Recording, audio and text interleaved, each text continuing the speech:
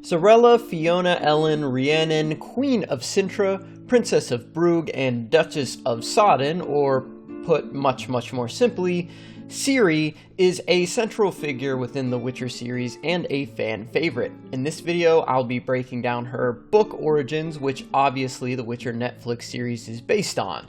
If you haven't seen Season 1, then come back later, as this does contain spoilers for the first season of The Witcher. However, the majority of this video's content does take place before the events of the show, so keep that in mind. Additionally, it may contain spoilers for possible future seasons as well, so just be aware of that. As detailed in our Geralt video, as well as the first season of The Witcher, Ciri is the daughter of Pavetta and the granddaughter of the Lioness of Cintra, Queen Calanthe. Her mother, Pavetta, was meant to be married off to form an alliance between Cintra and Skellige, but instead fell in love with a cursed man who went by the name of Duny. These two came to meet years after Duny had saved Pavetta's father, the then king of Cintra, from death. Having saved the king, Duny claimed his reward via the law of surprise, which just so happened to be the king's daughter, Pavetta. However, it was later revealed that Duny was actually Emir var Emreis, who we will have a video on later, but for now, just know that he is the former Nilfgaardian prince who eventually reclaimed his kingdom after his father was overthrown many years before. While Calanthe attempted to have Duny killed, she did eventually come to accept Duny as a viable suitor for Pavetta after Geralt had intervened during the events of The Last Wish. Having saved Duny's life, Geralt was offered a reward, and the Witcher invoked the Law of Surprise, which ended up being the unborn daughter of Pavetta and Duny, which they named Cirilla, a name derived from the Elder speech word Zariel, which means swallow.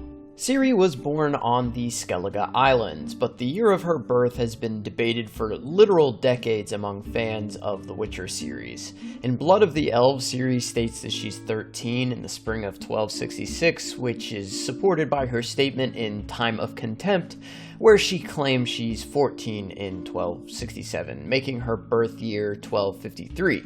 But in the Tower of the Swallow and Lady of the Lake, a wrench gets thrown into this as many characters guess she's 15 to 16 years old, which would mean that she was born in either 1251 or 1252.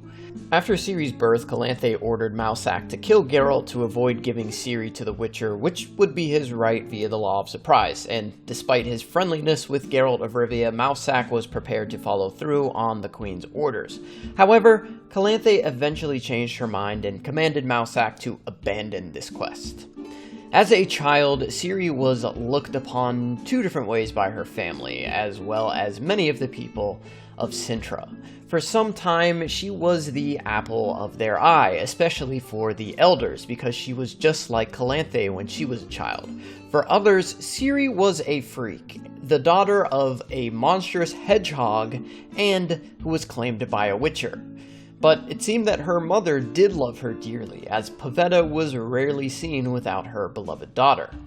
When Ciri was just 4 years old, her mother and father perished in a shipwreck while voyaging between Cintra and Skellige, making Ciri an orphan and the only heir to Cintra, so she was left in the care of her grandmother, Calanthe, who did everything in her power to keep the Law of Surprise and the Witcher who claimed Ciri a secret.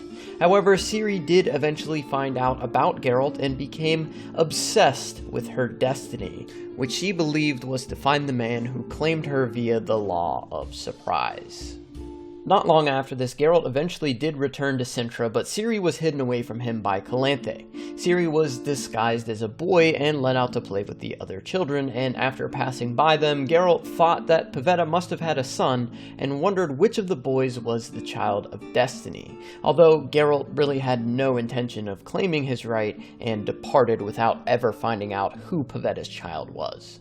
Being free of the Witcher for the time being, Calanthe eventually began searching for a possible suitor for the young lioness, one of whom was the Prince of Verdun, Kistrin.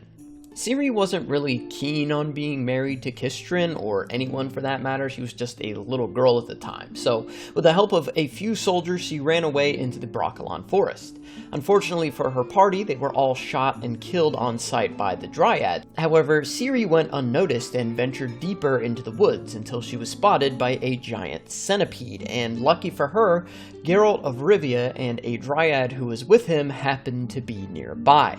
After defeating the oversized insect, the Dryad led Geralt and Ciri to Dwayne Canal, the epicenter of the forest, which acted as a sort of secret capital city for the forest.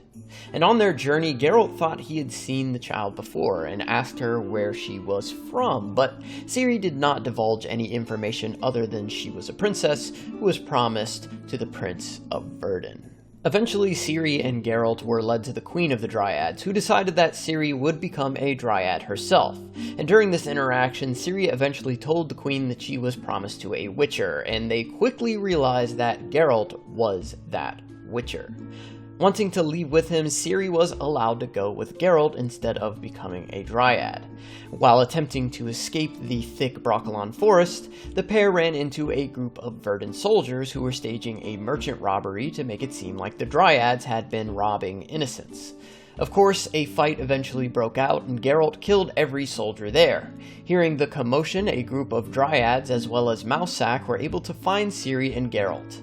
Later that night, Geralt attempted to leave without taking Ciri along, but she chased after him, trying to convince him that she was his destiny. But Geralt didn't stop, and Ciri was taken back to Cintra and her grandmother, Calanthe. After this, Ciri would spend her time between Cintra and Skellige. During her time in Skellige, Ciri fell in love with one of Skellige's most famous warriors, but the man was 15 years her senior and already married with children who were older than Ciri was. Becoming distraught over this, Ciri decided she would commit suicide by drowning herself in the ocean. However, she wanted to wait for more favorable conditions to do so, but while she was waiting, she eventually got over her love for the warrior and opted not to kill herself. Ciri would then eventually fall in love with another citizen of Skellige before the two decided to marry each other. But this quote-unquote engagement was cut off by Crocon Crate and Queen Calanthe, who planned to marry Ciri to Radovid V of Redania. However, this engagement was also cut off by Radovid's father. At this point, Ciri's timeline in the show begins. Cintra is attacked and destroyed by Nilfgaard, Ciri escapes and is taken by druids and eventually a woman named Golden Cheeks, who was happy to have a young girl to take care of as she could no longer bear any children, but as destiny would have it, Golden Cheeks' husband, Jurga, was away and was rescued by Geralt. When offered a reward, Geralt invoked the Law of Surprise, and when Jurga brought the Witcher back to his home, there they had found a child had been taken in by his wife. Of course, that child was Ciri, who suddenly spotted Geralt and cried out to him before the two ran to each other, reuniting once again. At this point, Geralt finally accepted his destiny and took Ciri to Kaer Morhen to be trained in the art of the Witcher. And that's pretty much it for the origins of Ciri of Cintra. If you guys enjoyed this video, please be sure to like and subscribe. It does really help us out. Also, if you'd like to support the channel directly, you can consider becoming a member. Be sure to follow all the social media that you see on screen. Let me know down in the comments what you want to see covered next from The Witcher. And remember the motto, it's Ciri over everything, and I'll see you guys next time.